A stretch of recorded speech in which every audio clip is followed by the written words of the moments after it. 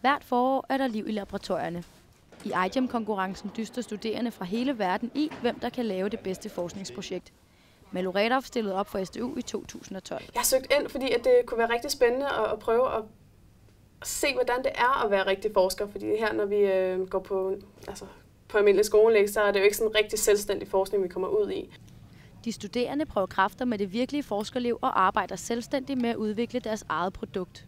Også institutlederne er begejstrede. Vores forskere lever med det hver dag, at vi måler os hele tiden op mod forskere i resten af verden, og vi samarbejder med forskere i hele verden.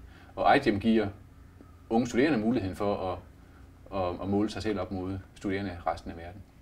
Så kan man jo også måle sin egen faglighed og sig selv op mod de andre og se, at man faktisk er dygtig og kan konkurrere ude i verden. Og det er jo vigtigt også at få den selvtillid, kan man sige, i vores dag, hvor vi lever i den her globaliserede verden, hvor man skal konkurrere på verdensplan. I 2012 udviklede de et slankeprodukt. Planen er en yoghurt, der indeholder enzymer, som omdanner sukker til fibre. Det vi gjorde, det var, at vi tog nogle enzymer, altså noget arvemateriale fra en plante, en jordskokplante, og så havde vi en bakterie, hvor vi så flyttede generne fra planten over i bakterien, så det her arvemateriale fra planten kom over i bakterien, og så de begyndte at producere de her enzymer.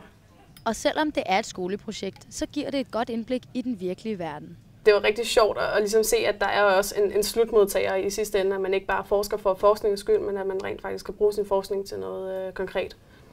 Ideen er god, men der er lang vej til, at produktet ligger i køledisken. Man kan jo håbe på, at der er nogen, der lige falder over og så tænker, det var en god idé, den vil vi gerne investere i.